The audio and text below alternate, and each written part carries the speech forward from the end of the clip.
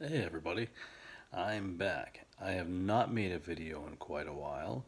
Um, it's been probably a few weeks now at least. I don't know the exact date. Reason being, my family and I moved into a new home and getting settled takes a lot of work doing all that. But I am back with a video and I'm going to go in a different direction but still stay in the same direction, if that makes any sense. Um, I want to talk about things that I've avoided in the past on my YouTube channels, um, namely two things: politics and government and prepping. No, I'm not some fundamental crazy guy up on a mountain somewhere that you like to read about or hear in the news. But this video in particular, I'm going to start with is: should a born again Christian be a prepper? Now, I have not seen any YouTube stuff yet on it. I have not done any research on other Christian preppers. Um, the reason being is I wanted to give my point of view without any kind of tainted look at what other people are doing. And I was always into the idea of prepping for years and kind of started doing it, then fell away from it. And then I really got more on the track of getting right with God and reading the Bible. And I wasn't sure if the two should mix. And like most people, you sometimes wonder, are you contradicting yourself? Are you a hypocrite? You know, if you're a prepper, that means you don't believe God's going to save you in the end times. If you believe he's going to come and save you, you don't need to prep. And a lot of those arguments are out there. So here's my view on that. Um, Two stories I'm going to use from the Bible. One is a common one that most people will know if they've read the Bible or been to Sunday school. The other one is a little less known, and I'm not sure if it's in Deuteronomy, the lesser known one. And I'm going to start with that story. I'm going to summarize it because I don't have it in front of me. There were two farmers that were praying for rain, and one had prepared. They tilled the land expecting rain.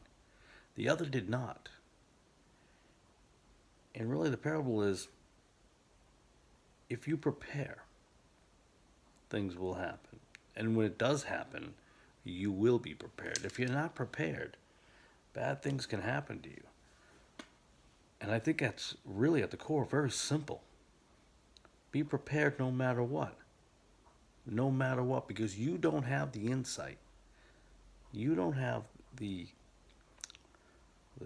direct telephone line to God, and he answers and he says, "Yes, I'm sending Jesus back. We're coming on this day. Don't worry about anything." There's a lesson in being prepared and not just taking everything for granted, that everything will always be there and handed to you on a silver spoon. In fact, I think some Christians are much like wealthy people with the silver spoon. You just expect, okay, I'm a Christian now. Everything's going to come to me. You're not very intelligent with that thought process. And not because you don't have academia. To me, it's really common sense. I don't know how you expect that to happen. I don't expect every day that things are going to go perfect in my life. I have to work at everything I do.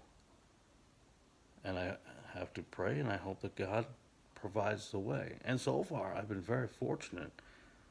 He has directed me in so many different ways. It's amazing. And there'll be those, well, how do you know it's God? And it just wasn't luck. It just wasn't your hard work. Well, okay. First of all, not everyone who works hard gets what they want. There are many people who are very hard workers who don't become wealthy, they don't become rich, and they get stepped on it each and every day. So let's get rid of that theory. So, and I go off course. So I want to get back to another story that everybody knows. Joseph. Now he had stockpiled for 7 years. Remember, he had the dream. Skinny cows ate the fat cows. I'm summarizing it. I'm not downplaying the story. I'm just summarizing it quickly. So he knew that he had to prepare. Something bad was on the rise.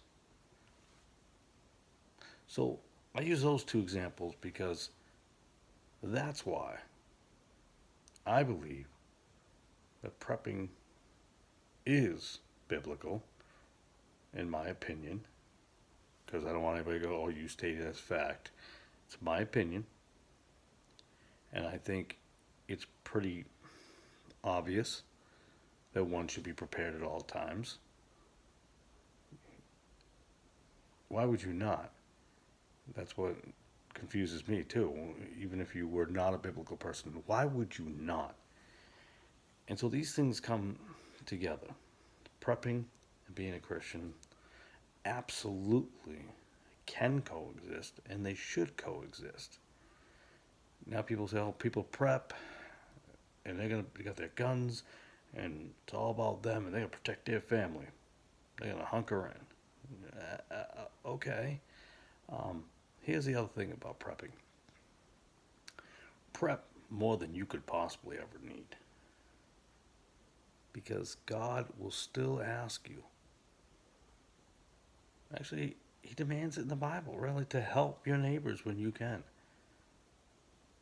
When you can, and when you should. And that is very important. If I see, not to sound like a Lifetime movie here, but if I see a mother with a few children and she has nothing, and she has babies that are hungry, in that moment, it's not about if she's saved, because that is something she'll deal with on the way. Because people, when they come to hard times, are always, not always, but many are looking for God. And those who tell me, hey, I'm full of baloney, you're full of baloney. Okay? You're full of baloney, because I've been with many people in some really bad situations have turned to God. For crying out loud, your rappers and stuff used to thank God for their Emmys and Grammys. Emmys, yeah. So don't give me that stuff. I've known people in jail who've spent years in jail who've turned to God. Not because they had that jailhouse religion idea. Even when they got out, they were still on that same course, because people realize that. And those who haven't, that's a whole different ballgame. I'm not condemning you. I don't hate you. Quite the opposite. But we are here to help others. So if I'm prepared and I'm prepped and I have the ability to help someone in dire need, I will do so. It is commanded of me to do so. So that's the other part of prepping. Some preppers, and no disrespect to you guys out there that are big time preppers who say, it's me and my family only. Well, that's what you have to deal with in your conscience, that you only think that way and that way only. And on the surface of it, it's not a bad thought. But there's a deeper meaning in life, man. It can't be just you all the time. Then you become what you hated when the world was going well. When you were the middle class, or barely middle class, and people who had above you and you've got nothing. Well, now you have got something and they've got nothing. Did that make you better than them? Not so much. So I will prepare myself to the utmost degree, and I'll have other videos of what I did, what we're doing, and how we're going about it our way, in the hopes of helping anyone we can. Maybe we have a crazy idea that someone loves and they'll go with it. So, should a born again Christian be a prepper? Yep, you betcha. Thank you for tuning in. There are going to be some more videos coming. I can't wait to make a bunch more. God bless and have a great night.